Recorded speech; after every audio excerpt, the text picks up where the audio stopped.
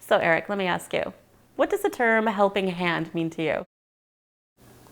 Helping hand to me means that it's a hand I can reach for and who is willing to take my hand and guide me, to help me, to comfort me. Do you want to know what I think? Sure. I'm not alone. Thank you. Oh, I need a helping hand. If you need a helping hand, I'll do all that I can. If you think you run on empty, I can bring something to carry you along.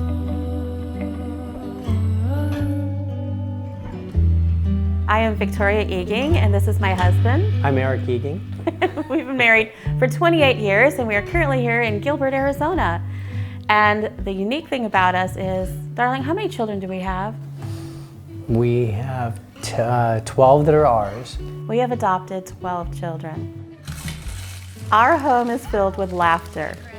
I know love would be the usual answer, and yes, there is a lot of love here, but laughter is the focus.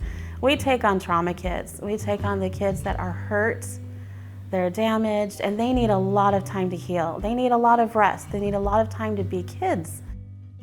There's a lot of running around. There's a lot of pat our little feet. It's a bit loud for some people, but for us, it's home. We've had over 40 children in and out of our home with foster care. We remember every single one. You remember the joy, and you remember the hard parts, and because they're a part of you. They're in your heart forever, and you always pray for them and hope everything is going well and hope you did enough. And all you can do is the best that you can do, but at least you're that one person doing something for that child. It's very difficult because these children have so many experiences and so many negative things thrown at them at such a young age that those who contribute to Arizona Helping Hands are life-changing to these kids. We've had children who have never had a backpack before and don't know what that is, and they just want to fit in. They don't want to be identified as somebody different because there are so many things that already make them different. They don't want people to see it on the outside because they feel so different on the inside.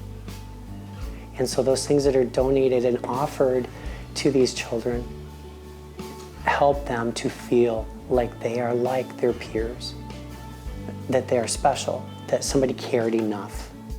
When I think back in the past, since we've been doing this fostering and adopting for 18 years now, and I think when we first started, how hard it was and what a struggle it was to find the things that were needed. And when I look back to today, and to have Arizona Helping Hands be the biggest part of our lives right now with foster care, because they really work hand in hand with foster parents.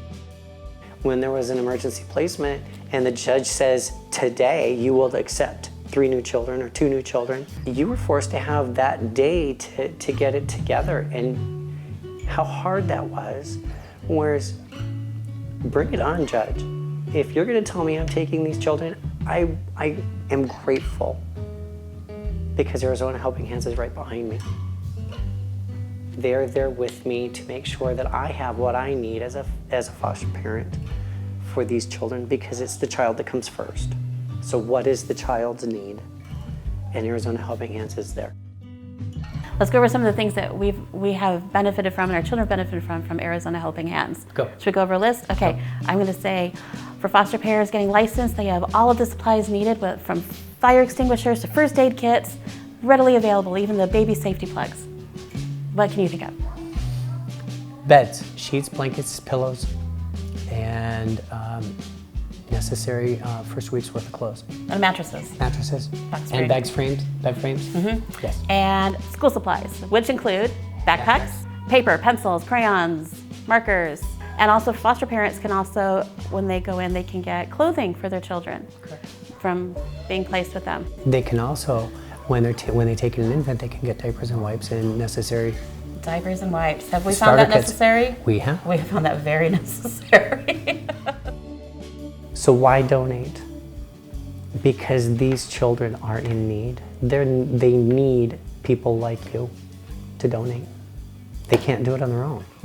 What they did on their own has gotten them to where they are today, and that is to survive.